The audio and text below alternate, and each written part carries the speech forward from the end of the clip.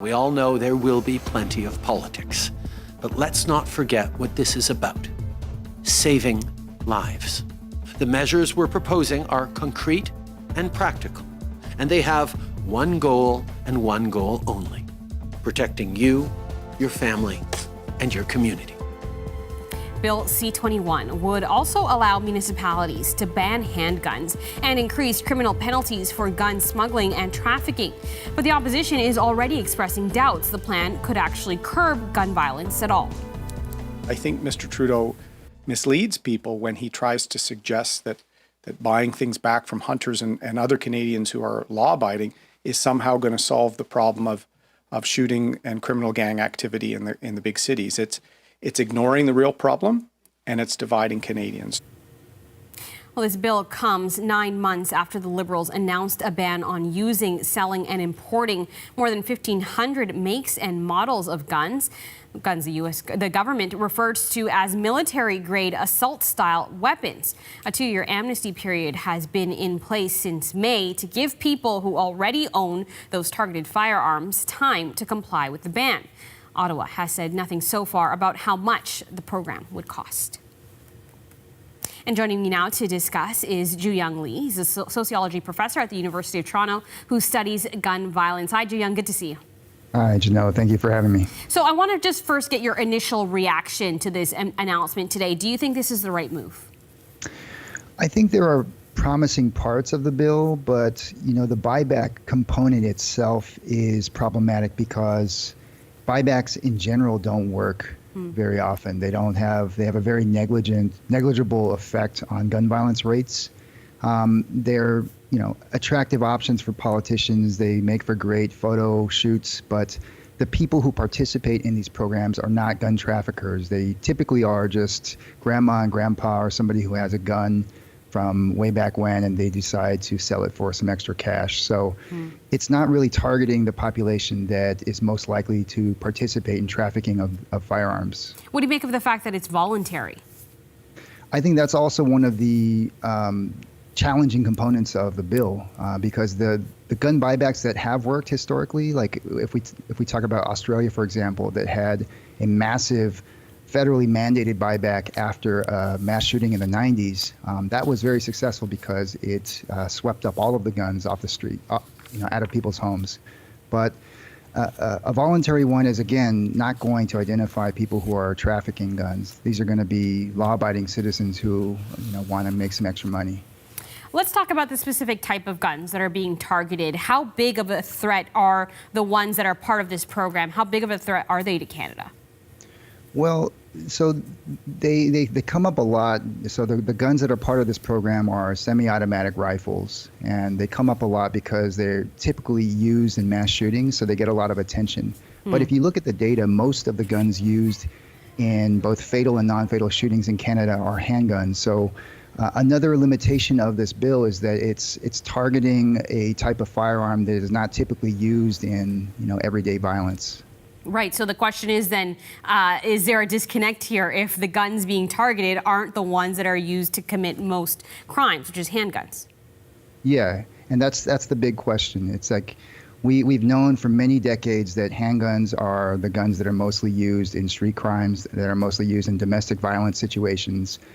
Semi-automatic rifles, long guns are not typically used in these scenarios. So, again, I think it's well intended, but as a social scientist, there isn't a lot of evidence showing that this would be effective in reducing crime rates. So what would be effective in your eyes? The big question is we have to get serious about attacking the root causes. And this is something that comes up every now and again, and then it kind of fizzles away. But the root causes are urban poverty, are racial marginalization.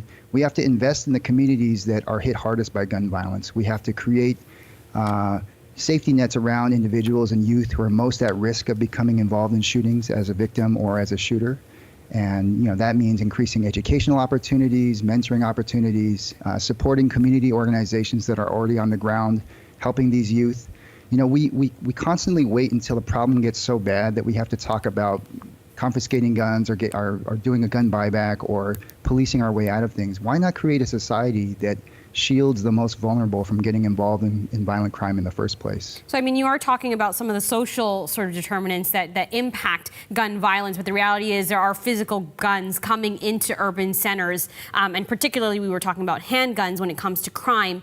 What do you make of the government giving municipalities the power to ban handguns? There are a few conditions, including the fact that it needs to be approved by the provinces, but do you think that that is an approach that could work, or should this be a national sort of way to tackle it? It should definitely be a national way to tackle it.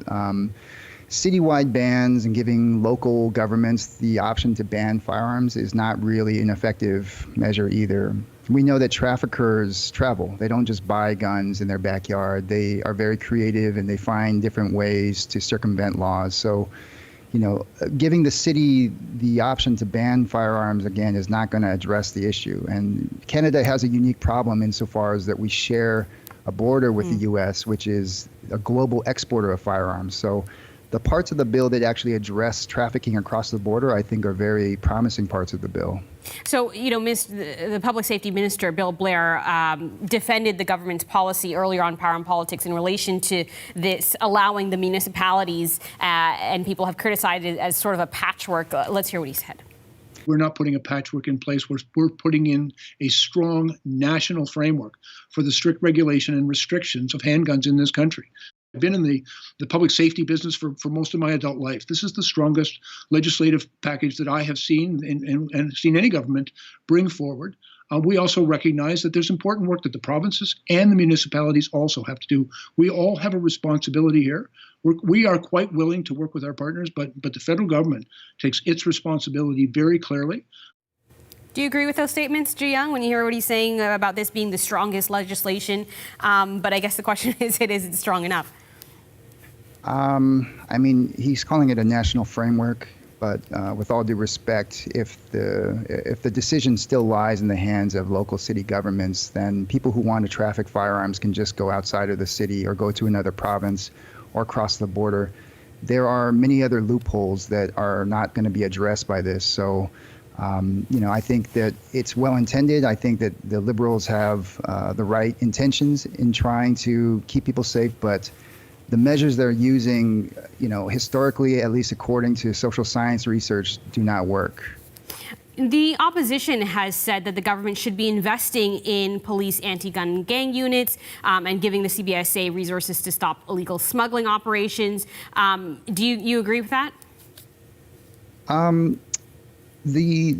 agree with the parts that talk about smuggling, but I think that there's this kind of tendency to default to policing as a way to solve the problem of gun violence.